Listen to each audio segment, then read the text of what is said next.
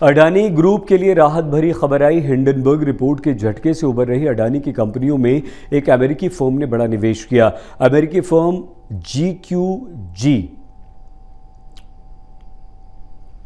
GQJ है, वो जी नहीं है, ठीक है।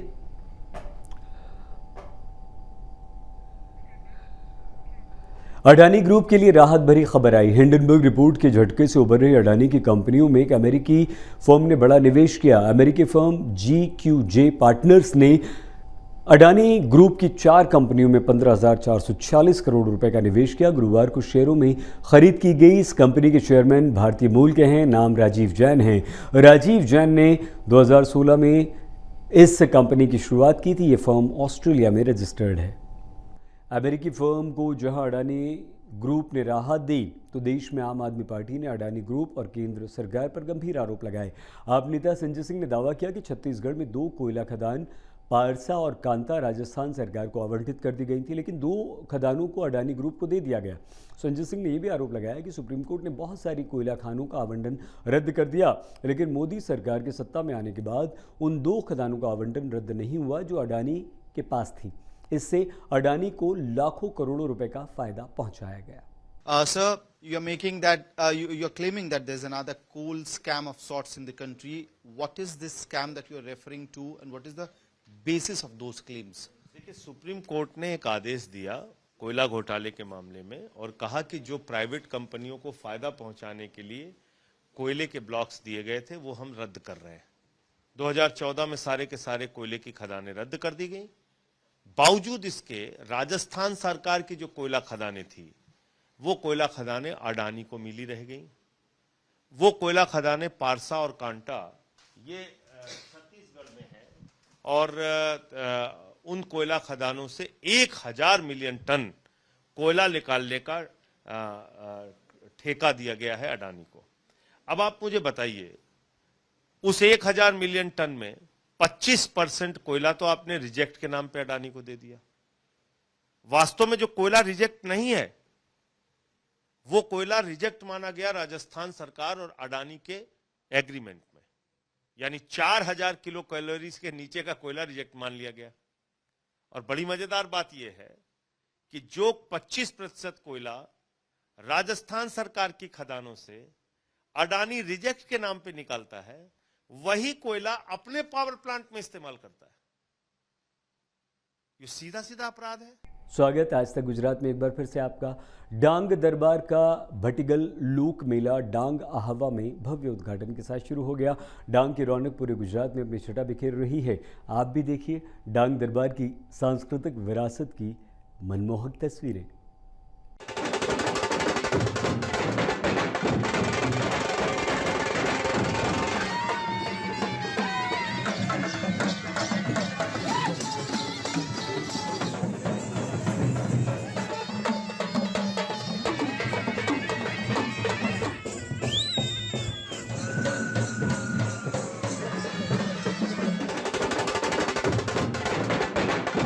जश्न, मस्ती और खुमारी की ये तस्वीरें हैं डांग की 117 साल पुरानी आदिवासी परंपरा की।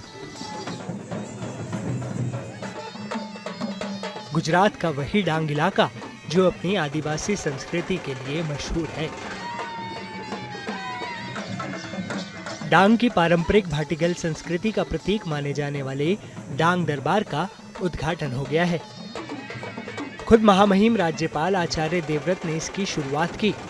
इस मौके पर आचार्य देवव्रत ने अंग्रेजों की अधीनता स्वीकार नहीं करने वाले डांग के राजघरानों की वीर गाथा का भी बखान किया और डांग के 5 भील राजाओं को सार्वजनिक रूप से सम्मानित कर उन्हें राजनीतिक पेंशन दी गई। डांग जिल्लाની ઓળખ એટલે ડાંગ દરબાર। આજે આપણે આવી પહોંચ્યા છે ડાંગ જિલ્લાના આહવા મથક ખાતે। અહીંયા જે આપણે જોઈ રહ્યા છે એ ડાંગ જિલ્લાના 5 રાજાઓ છે જેમની અહીંયા સન્માન કરવામાં આવશે અને એ જે દરબાર ભરાય છે એને ડાંગ દરબારનો મેળો કહેવામાં આવે છે। 5 દિવસ સુધી અહીંયા એક મેળો રહેશે અને લોકો આ એક સાંસ્કૃતિક જે પરંપરા છે તેને માનશે। આપણી સાથે રાજા છે, તેમની સાથે વાત કરીશું। રાજાજી, આજે ડાંગ દરબાર છે, તમને કેવો માહોલ લાગે છે, કેવી ખુશી છે? બિલકુલ પરંપરા રીતે ડાંગ જિલ્લાના રાજાઓ અને પ્રજા એ બધા એ ડાંગ દરબારનું એક મિલન થાય છે. અમે ખુશી છીએ કે અમારી પ્રજા દરેક ડાંગ દરબારમાં અહીંયા પધારે છે. અમે સાથે મળીને રામ રામ કરીએ છીએ અને પ્રજા જોડે દરબારનો મોજ મજા માનીએ છીએ. દેશમાં જે રાજવીઓ હતા એ પૈકી ડાંગ જિલ્લાના 5 રાજવીઓ, એ રાજવીઓની જે કહાની છે તે ઐતિહાસિક છે. ઐતિહાસિક એટલે એટલા ખાતર કે જ્યારે સ્વતંત્રતા મળી તે પહેલાં છે તો અંગ્રેજોનું રાજ હતું. અંગ્રેજો અહીંયા છે તો આ જંગલ પર કબજા જમાવવા માટે આવેલા, પણ અમારા ડાંગના સુરવીર રાજવીઓએ એ જંગલ કોઈને છે તો આપ્યું નહીં, પોતે સાચવી રાખ્યું છે. અને આજે એના સન્માનમાં સમગ્ર देश पैकी डांग जिला में से तो जो राजवीओ है इनू सम्मान थाय छे. राज्यपाल के हाथों जब अपने सरदार का सम्मान हुआ तो डांगी जनजाति के लोग भी झूम उठे. डांग के राजघरानों ने भी राज्यपाल को डांग क्षेत्र की समस्त जनता की ओर से धनुष बाण भेंट कर और पगड़ी पहनाकर सम्मानित किया. इस कार्यक्रम के आयोजन में जिला प्रशासन ने भी बढ़ चढ़कर सहयोग किया.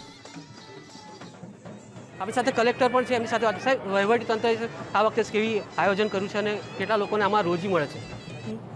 2500થી વધારે દુકાનો અહીંયા લાગે છે. એન્ટરટેનમેન્ટ પ્લોટની ફાળવણી થાય છે, જેમાં મનોરંજનના સાધનો, ઝૂલા બુલા ઊભા થાય છે. અને દૂર દરાજથી, ડાંગથી જ નહીં, મહારાષ્ટ્રથી પણ અને આજુબાજુના જિલ્લાઓથી વ્યાપારી આવે છે અને મોટા પાયે વ્યાપાર થાય છે. આ વર્ષે રાજ્ય સરકારે 4 દિવસની બજાય 5 દિવસ એના આયોજન કરે છે. ગવર્નરશ્રી એને 11 વાગે खुला करशे मेळाना અને તમામ રાજ્યશ્રીઓનો સન્માન થઈ રહ્યો છે.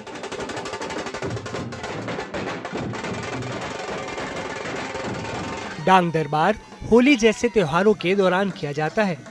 117 सालों से लगातार लग रहा ये दरबार 5 दिनों तक चलता है. इसे देखने के लिए दूर दूर से लोग आते हैं और रात दिन इस मेले का लुत्फ उठाते हैं.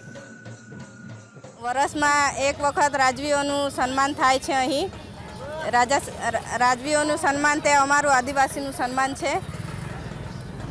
તો અમે ડાંગ દરબારની ઘણી જ આતુરતાથી રાહ જોતા હોય છે. આ ડાંગ જિલ્લામાં 5 દિવસ બધા આખા ડાંગના લોકો એટલા બધા રાત દિવસ એન્જોય કરે છે અને નાઇટમાં પ્રોગ્રામ હોય છે એ એન્જોય કરે છે અને દરબારમાં જે બધા મેળો લાગે છે એ બધા એન્જોય કરે છે. ડાંગ દરબારનો ભાતીગત મેળો એટલે ડાંગની સંસ્કૃતિને જાગૃત કરતો આ ડાંગ દરબાર મેળો યોજાઈ રહ્યો છે. આ મેળા માટે લોકો વર્ષોની રાહ જોતા હોય છે. વેપારીગણ હોય કે પછી પ્રજાગણ હોય, તમામ આ મેળાનો ઉત્સાહ ખૂબ ઉલ્લાસથી ઉજવતા હોય છે. વેપારીઓ दूर दूरથી અહીં આવે છે અને પોતાની રોજીરોટી કમાય છે. डांग दरबार का 5 दिवसीय भट्टिगल लोक मेला भव्य उद्घाटन के साथ शुरू हो चुका है. डांग की रौनक पूरे गुजरात में अपनी छटा बिखेर रही है. राज्यपाल भी इस मेले को देखने आ चुके हैं. तो आप कब पहुंच रहे हैं? डांग से रौनक जानी के साथ आज तक ब्यूरो. अब हम आपको एक ऐसी तस्वीर दिखा रहे हैं जो इंसान और वन्य पशुओं के बीच लगातार बढ़ते संघर्ष को दिखाती है. गुजरात के जंगल और वन्य जीवों के आश्रय लगातार कम हो रहे हैं. इसी का एक परिणाम नवसारी के चिखली में देखने को मिला. खुर्द गांव में तेंदुआ शिकार की तलाश में चला आया. रिहायशी बस्ती में तेंदुए को देखकर लोगों ने शोर मचाया. तेंदुआ डर कर पेड़ पर चढ़ गया, लेकिन गांव वाले उसे गांव से खदेड़ देना चाहते थे, इसलिए गुलेल से उस पर पत्थर चलाने लगे. लोगों की चीख पुकार, गुलेल के वार से घबराकर तेंदुआ किसी तरह पेड़ से उतरकर जंगल की ओर भागा. सूरत में होलिका दहन के लिए एक विशेष पहल की गई. गोबर से बनी लकड़ियों की जगह इको फ्रेंडली होलिका जलाई जाएगी. इसके लिए लकड़ी की जगह गाय के गोबर से बनी स्टिक्स तैयार की गई. ये पहल प्रदूषण को कम करने, वनों की कटाई को रोकने के लिए की गई. सूरत में होलिका दहन के लिए एक खास पहल की गई है. इस बार गोबर से बनी लकड़ियों की जगह इको फ्रेंडली होलिका जलाई जाएगी. होली का पर्व होलिका के साथ ही जुड़ा हुआ है. जितने धूमधाम से होली मनाई जाती है, उसी तरह होली से पहले होलिका दहन का पर्व होता है. और इस त्योहार को इको फ्रेंडली बनाने के लिए सूरत के बंजारा पोल ट्रस्ट ने बड़ी पहल की है. लकड़ी की जगह गाय के गोबर से बनी लकड़ियाँ तैयार की गई है. ये पहल प्रदूषण को कम करने और वनों की कटाई को रोकने के लिए की गई है. वैदिक होली में क्या है कि जो वसंत और शिशिर ऋतु हैं, वो ऋतु के दरमियान जो जीवाणु विषाणु पैदा होते हैं, तो वैदिक होली मतलब गाय के छाण से बनाए हुए स्टिक और छाना अगर हम यूज़ करते हैं तो जो विषाणु है उसका नाश होता है और प्राणवायु उत्पन्न होता है, कि जिससे जो हमारी हेल्थ के लिए भी बहुत जरूरी है. फिलहाल इस ट्रस्ट ने गाय के गोबर को मशीन में डालकर 60 टन यानी 60,000 किलोग्राम गोबर की लकड़ियां तैयार कर ली हैं।